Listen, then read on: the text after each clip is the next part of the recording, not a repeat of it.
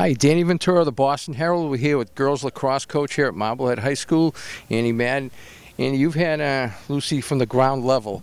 Could you tell early on that she had special skills?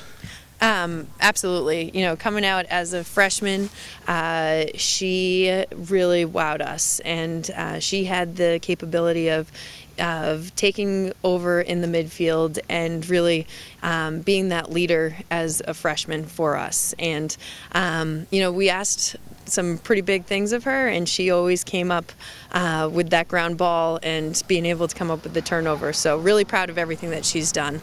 One thing you always hear about her, and you hear this with a lot of kids, you know, they're as good a player as they are a person. In this case, a lot of people say she's twice the person she is as a player.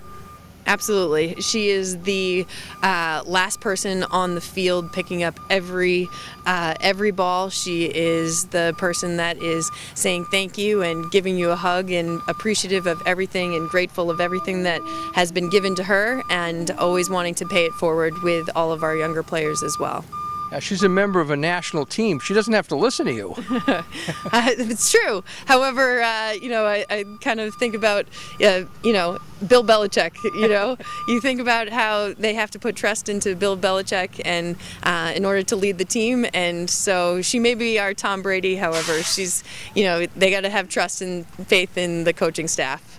Sounds like it's a great relationship all the way around. Yeah, absolutely. Great. Thanks so much. Thank you. Hey, we're here with Lucie Poulin, star lacrosse player at Marblehead. Also going to be a world traveler this summer. For those who don't know, she's been part of the Irish national team. So how did that come about? My mom and I really like to travel together, so she suggested at the end of the last summer, you know, looking down the path of this could be our last trip together, she suggested, she saw it online and she said that the Ireland national team's having tryouts, and when you get an Irish passport, it opens up a whole different world of opportunities. And so we got that to happen and then tried out for the team, and I didn't expect anything from it. Like, there was just so much talent at the tryout. The highlight was just that I got to eat Irish food for an entire weekend, and I kind of kept it on the down low, that way if it didn't work out, no one would know. But when it did work out, I was the most surprised out of anyone, and I'm just really excited to get to travel. And How did they contact you? By phone? Just by email. I got an email sometime in November. It said, you know, you have to keep this, you know, again on the down low until everyone has signed the contract and gotten back to us. But so I couldn't tell anyone for about a month.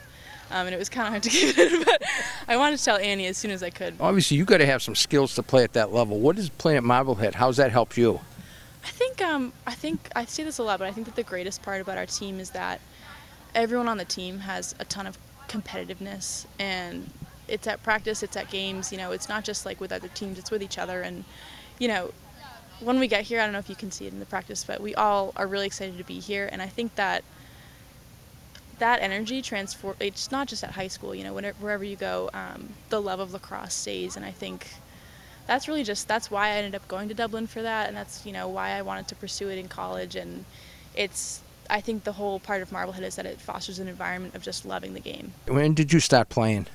I started playing, I did an after-school sports club in 6th grade with my gym teacher, and you had the little plastic sticks, and I was terrible at it. I didn't catch one pass, but it was fun, and I was a big soccer player at the time, so I thought it would be good to, you know, try something new. And so summer of 7th grade, I went and tried out for some summer Nestle team, and it was fun. Again, like, I wasn't very good. It was like my very first experience with it, but it's just such a fun sport. There's no other way to say it. You know, like, it's not, I don't find it stressful. I don't find it too grueling to say. You know, it's more just like, I love every minute of it. And from that point on in 7th grade, I couldn't stop. Well, you got good enough that you're going to be playing at UMass next year. What was it about UMass that sold you on the school? Yeah, well, my recruiting process wasn't really conventional because I was trying to get recruited for a long time. So, you know, sophomore, junior year, and I didn't know anyone that made it through that without getting recruited and then, you know, made it their senior year.